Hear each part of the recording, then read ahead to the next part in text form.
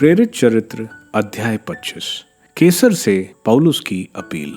प्रांत में पहुंचने के 3 दिन बाद फेस्तुस कैसरिया से यरूशलेम पहुंचा। महायाजक तथा यहूदी नेता पौलुस पर अभियोग लगाने उसके पास आए। उन्होंने फेस्तुस से यह अनुरोध किया कि वह पौलुस को यरूशलेम बुलाने की कृपा करें, क्योंकि वे रास्ते में पौलुस को मारने का षड्यंत्र कर रहे थे। किंतु फेस्तुस ने यह उत्तर दिया, पौलुस कैसरिया के बंदीगृह में रहेगा।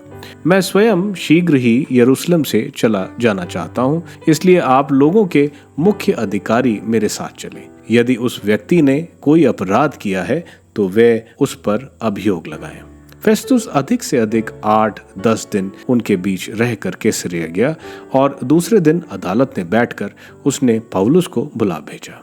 जब पौलुस आया तो यरूशलेम से आए हुए यहूदी अनेक गंभीर अभियोग लगाते हुए उसके चारों ओर खड़े हो गए, किंतु उन्हें प्रमाणित करने में असमर्थ रहे। पौलुस ने उत्तर दिया, मैंने ना तो यहूदियों की संहिता के विरुद्ध में कोई अपराध किया है, ना मंदिर और कैसर के विरुद्ध। किंतु फेस्तुस ने यहूदियों को प्रसन्न करने के लिए पौलुस से पूछा, क्या तुम यरूशलेम जाने को तैयार हो, जिससे वहां मेरे सामने इन बातों के विषय में तुम्हारा न्याय किया जाए? पौलुस ने उत्तर दिया, मैं कैसर की अदालत में खड़ा हूँ, मेरा न्याय यही होना चाहिए। आप अच्छी तरह जानते हैं कि मैं यहूदियों के विरुद्ध कोई अपराध नहीं किया है। यदि मैंने प्राणदंड के योग्य कोई अपराध किया तो मुझे मरण अस्वीकार नहीं है, किंतु यदि उनके अभियोगों में कोई सच्चाई नहीं है तो कोई मुझे इनके हवाले नहीं कर सकता। मैं कैसर से अपील करता हूँ। फेस्तुस ने परिषद से परामर्श करने के बाद यह उत्तर दिया, तुमने कैसर से अपील की है तो कैसर के पास जाओगे। राजा अग्रिप्पा के सामने पौलुस की पेशी। कुछ दिनों बाद अग्रिप्पा और बेरनीस कैसरिया पहुंचे और फेस्तुस का अभिवादन करने आए। वे वहां कई दिन रहे और इस बीच फेस्तुस ने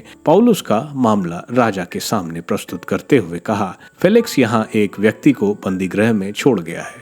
जब मैं यरूशलेम में था तो महायाजकों तथा नेताओं ने उस पर अभियोग लगाया और अनुरोध किया कि उसे दंडाज्ञा दी जाए। मैंने उत्तर दिया, जब तक अभियुक्त की अभियोगियों के आमने सामने ना खड़ा किया जाए और उसे अभियोग के विषय में सफाई देने का अवसर ना मिले, तब तक किसी को प्रसन्न करने के लिए अभियुक्त को उसके हवाले करना रोमियों का प्रथा नहीं है। इसलिए वे वहां आए और मैंने दूसरे ही दिन अदालत में बैठकर उस व्यक्ति को बुला भेजा। किंतु जिन अपराधों का मुझे अनुमान था उनके विषय में उन्होंने उस पर कोई अभियोग नहीं लगाया। उन्हें केवल अपने धर्म से संबंधित कुछ बातों में उसमें मतभेद था और ईसा नामक व्यक्ति के विषय में जो मर चुका है, किंतु पौलुस जिसे जीवित होने का दावा करता है। मैं यह वाद विवाद सुनकर असमंजस में पड़ गया। इसलिए मैंने पौलुस से पूछा कि क्या तुम यरूशलेम जाने को तैयार हो, जिससे वहां इन बातों के विषय में तुम्हारा न्याय किया जाए? किंतु पौलुस ने आवेदन किया कि सम्राट का फैसला हो जाने तक उसे बंदीगृह में रहने दिया जाए। इसलिए मैंने आदेश दिया कि जब तक मैं उसे कैसर के पास न भेजूं तब तक वह बंदीगृह में रहे। अग्रिप्पा ने फेस्तुस से कहा, मैं भी उस व्यक्ति की बातें सुनना चाहता हूँ। फेस्तुस ने कहा, आप कल सुन लीजिए।